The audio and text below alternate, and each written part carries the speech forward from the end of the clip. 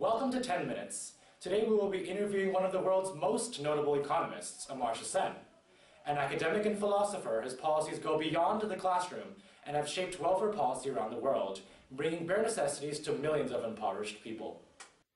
Indian economist and Nobel Prize winner Amartya Sen was born in November of 1933 in Santiniketan, India.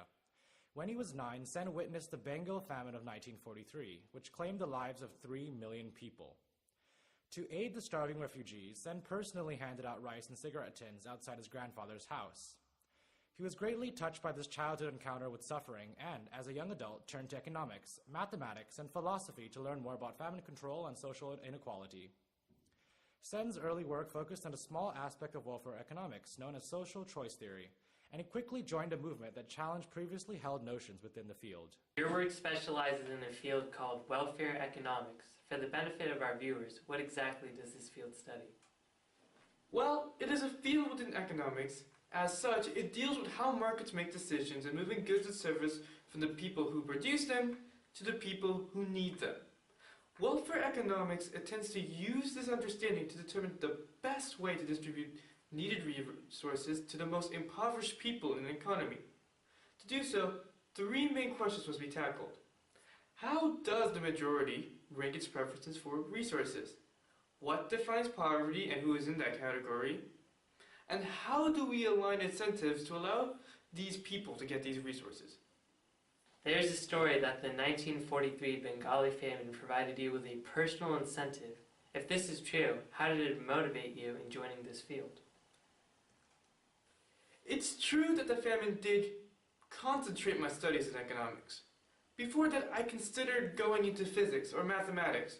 However, while I was living in my hometown as a teenager and experiencing the Bengali famine personally, I saw the effects of the famine often differed by the class of people that existed.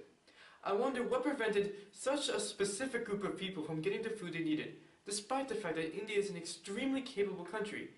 And that led me to focus on the field of economics when I studied it at Presidency College. What was the field of welfare economics like when you first joined? When I first entered the field, I focused on how economies prioritize their needs. This question formed the basis of social choice theory, which dominated the field of welfare economics. Social choice theory attempted to accurately explain and predict how a society chooses its priorities. For most of history, this field has been dominated by utilitarian trains of thought, which infer that a society's priorities can be determined through aggregating each of the persons in that society's priorities. That assumption, while rational, has had several flaws that I believe held the field. What were those flaws that you determined? First off, different people often have access to different information, and this difference in information often results in vastly different priorities, the effects of which utilitarian thinking tended to ignore. Second, utilitarian thinking did not take into account inequality. According to their thought, a single person benefiting extremely well from a certain policy had the same total change in the capability of the economy as an entire group of people benefiting moderately.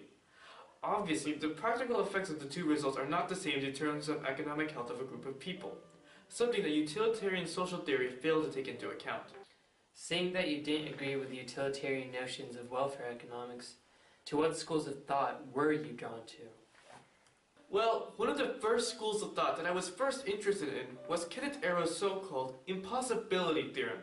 Essentially, Arrow determined that in a non-dictatorial government setting, a voting group's preferences for certain policies couldn't be determined accurately. Because of a diverse number of persons within a normal country, it was impossible to determine how accurately a country was able to determine its total aggregate preferences for certain policies, without either limiting the choices available or instituting a non-representative form of government. While the implications of this theorem seemed to cause cynicism within the field, Arrow himself stated that in certain conditions, a population preference could be accurately and repeatably determined, which led to the next question that I was interested in. What were those conditions that Arrow said existed? What were those conditions? Well, the main condition that I ended up investigating was the presence of information. I felt that if we had an accurate picture of the mental, social, and economic conditions of people in a country, we could increase the likelihood of correctly determining what policies people wanted. My studies for determining this led me to study the various famines in order to gauge the perceived inequality that existed and thus the different in mental, social, and economic conditions that the people had. However, I became more interested in the practical applications of the study and used my insights in social choice theory to determine correlations between famines, poverty, and inequality. Driven by curiosity over how to accurately determine a population's preferences and his own personal drive sparked by the 1943 Bengali famine, Sen began to research into recent famines. What he found was startling. The asymmetries of information that Arrow had postulated that prevented the total population preferences to be known, the ones that Sen had hoped to avoid using greater forms of measurement, had only increased. In addition, it was this distinct asymmetry of information that not only increased a person's inability to obtain resources, but prevented governments from giving aid to those who needed it most. Sen realized that current indicators of economic health, such as GDP, did not take into account inequality caused by institutional differences in information. He therefore developed his own index, the HDI. In your analysis of social justice and development, you employ what many economists would consider a new, radical way of measuring human development and standard of living. You call this method the capability approach. To me, it sounds like you're trying to gauge how capable we are as individuals. Can you tell us more? In a general sense, you are absolutely right. The capability approach does aim to judge how much an individual is capable of. Specifically, the approach rests on two core claims. The first is that freedom to achieve well-being is of primary moral importance. It is the fundamental right of every human being to pursue his own well-being. The second claim is that freedom to achieve well-being should be measured by an individual's capability, that is, his real opportunities to do and be what he has reason to value. I see. Your method analyzes societal growth and lifestyle by measuring opportunities to achieve well-being. Has this methodology been applied to any significant degree in modern economics? Absolutely. The original capability approach has generated a new policy paradigm known as the Human Development Approach, which is the basis of the Human Development Index. The HDI was created to emphasize that people and their capabilities should be the ultimate criteria for assessing the development of a country, not economic growth alone.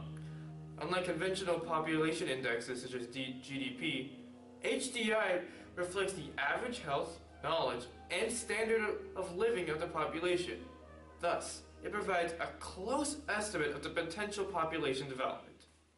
You mentioned average health, knowledge, and standard of living, but what about inequality? We still don't know if the opportunities for well-being are all being hoarded by the top 1%, while the bottom 99 are living in filth and rags. Excellent point. In recent years, the United Nations has adopted a modified version of the HDI known as the Inequality Adjusted Human Development Index, or IHDI. As the name suggests, this index takes into account how opportunities for well-being are distributed throughout a population, and discounts the average value of each aspect according to its level of inequality. For example, if knowledge within a population were held only by a small group of academics, the average knowledge measurement derived from the HDI type index will be reduced to account for the inequality of knowledge. Thus, in perfect equality, HDI will equal IHDI, but in the real world, inequality range and IHDI is consistently lower than HDI. Do you think your index has affected economics in the modern world significantly? To be sure, economics related to food price stability have certainly improved. Given more accurate information on inequality and access to resources, tools such as subsidies can be directed more accurately towards those who need them. As a result, famine outbreaks have decreased as access to food has become more reliable. That's right. Your work on human rights, poverty, and inequality was what won you the Nobel Prize in 1998. Could you tell us briefly what this research was all about? Simply put, I found the truth behind famines. The true cause of a famine is not the shortage of food itself, but the unemployment and the skyrocketing of food prices. What governments in famine-prone countries need to do is not, as logic might suggest, redesign methods of food distribution, but rather they should focus on replacing the lost income of the poor by commissioning public works. Your research also delves into the inequality between men and women, especially in poorer countries. Demographers have long been aware that there are fewer women than men in many poor countries relative to the ratio in developed countries. Until now, however, the phenomenon has been unexplained. What have you found? Well, it's quite a sad story. What's happening is that men are being favored above women in these poorer countries. That is, they are receiving more food and more medical care than women. I looked deeper into this inequality and derived a startling statistic. More than 100 million of these missing women were killed by discrimination. Their deaths were literally the result of gender discrimination, which channeled resources away from them towards the male population. Most of these missing women belong to China and India, two countries notorious for favoring men over women. Well, clearly this is an issue. Women are literally being murdered by discrimination. How can we stop it? You know, that remains a question for the rising generation of political scientists and human rights activists. What I've done is create the HDI, which provides the world with a measure of human well-being and the opportunities for success. Governments have begun using the HDI to target money more efficiently in their countries, but it is clear that more will have to be done before gender discrimination is erased. My guess is that we need to provide these populations more information and align incentives in such a way to reduce discrimination. While most of Sen's work was revolutionary, it still drew inspiration from the works of two economic forefathers, Adam Smith and Karl Marx. Sen's position of using government power to influence the market and decrease poverty can be considered a moderate between these two opposing views. You talk a lot about Smith and Marx in your exposés on freedom and how resources should be distributed. How do you think they would respond to your work? To be honest, I do not think either man would particularly like me. I criticize Smith for his belief that the market can correctly coordinate individual interests to produce the most equitable outcome. For example, much of my research has been done on famines, where the market has consistently and empirically failed to distribute resources despite the fact there is more than enough food for everyone in the country. This is the main thesis behind my capabilities approach. Market intervention is necessary because some people, like the rural farmers who were ravaged by the 1943 Bengali famine, are excluded and cannot even access the market to begin with, due to inherent limitations such as stereotypes and prejudice. Marx and I, on the other hand, would have had a lot more in common. For example, both of us have a shared interest in this ideal of equality. One of my goals as a welfare economist is to study the impact of economic policies on social well-being. What I have found is that there is an overwhelming need for social reform, such as improving education and health, before which reforms that are economically related amount to the market becoming more efficient. However, this begs a more important question. Efficient for whom? Aggregate measures such as GDP conceal the deepening inequalities that threaten the very functioning of the economies themselves. Despite these shared beliefs, I think Marx would chastise me for my adherence to capitalism.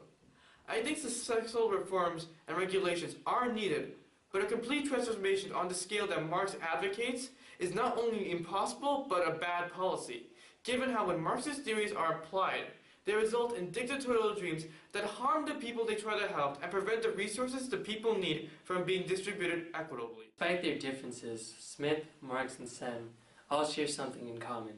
Revolutionary ideals that alter our very understanding of economics. From the HDI to his contributions to welfare economics, the world should keep an eye on what this understated, focused economist will be doing and how his work will change the lives of the world's least fortunate. This is 10 Minutes. Thanks for watching and see you next time.